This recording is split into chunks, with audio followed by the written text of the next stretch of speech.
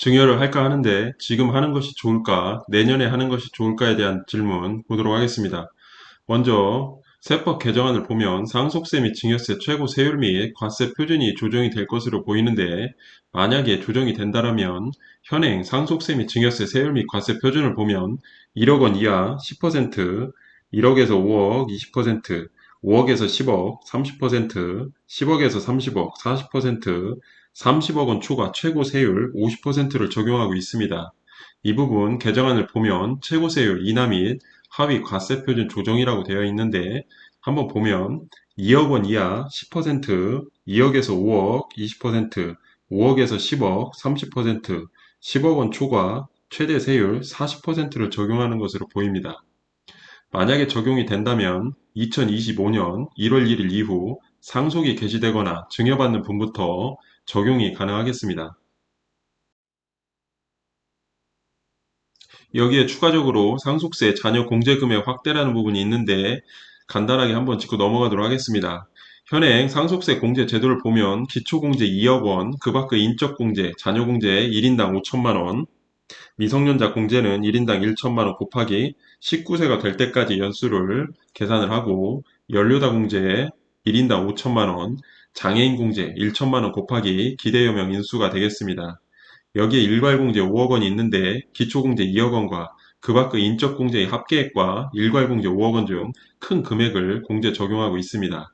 개정안을 보면 공제 규모가 확대되는데 자녀 공제가 확대됩니다. 1인당 5천만 원인 부분이 1인당 5억 원으로 확대될 것으로 보입니다. 이 부분이 확대되면 기초공제 2억 플러스 자녀가 2명인 경우 5억 플러스 5억 총 12억 원을 공제받을 것으로 보입니다. 현행 자녀가 2명인 경우에는 일괄 공제 5억 원 적용할 것으로 보입니다. 다음 세법이 개정되면 어떻게 되는지 증여세 과세 표준으로 비교를 해보도록 하겠습니다. 증여를 지금 하는 것이 좋은지 내년에 하는 것이 좋은지 얼마나 차이가 나는지 표를 보도록 하겠습니다.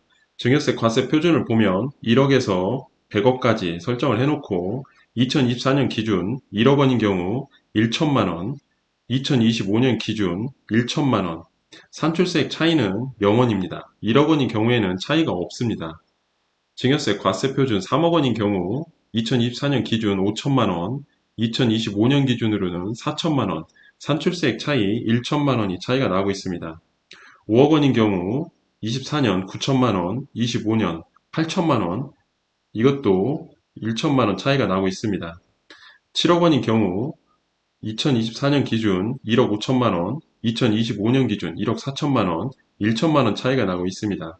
10억 원인 경우 24년 기준 2억 4천만 원, 25년 기준 2억 3천만 원, 이 경우도 1천만 원 차이가 나고 있습니다.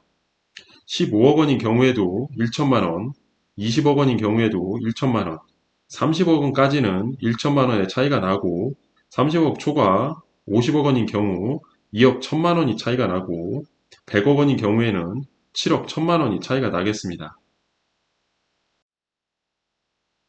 지금 내년 언제 증여를 해야 좋은 선택일까에 대한 질문.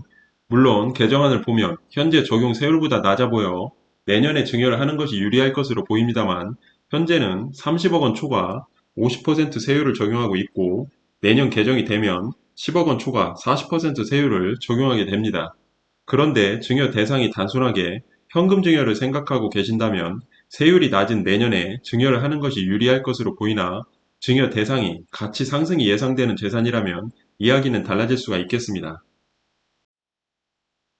예를 들어보면 증여 대상이 부동산인 경우 올해 과세 표준 50억 원이 내년 가격 상승으로 인하여 과세 표준이 65억 원이 된다고 가정을 하면, 해당 부동산 과세 표준 50억 원이 내년에도 변동이 없다면 2억 1천만 원 차이로 내년 증여가 유리할 것으로 보였으나, 과세 표준이 65억 원으로 상승을 하게 되면 납부해야 할 세액이 20억 4천만 원에서 24억 3천만 원으로 증가를 하여 오히려 3억 9천만 원을 더 납부해야 하는 경우가 될 수 있겠습니다.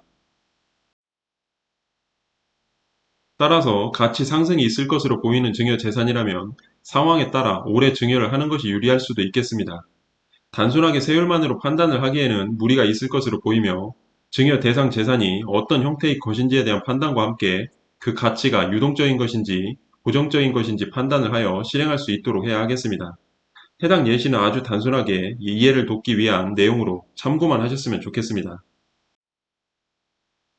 정리를 해보면 증여에 대한 판단이 필요한 시기로 세법 개정안이 나오면서 혼란이 올 수가 있겠습니다. 그러나 세율의 변화만으로 증여 시기를 판단하게 되면 오히려 더 많은 증여세를 납부하게 되는 경우가 있을 수 있겠습니다.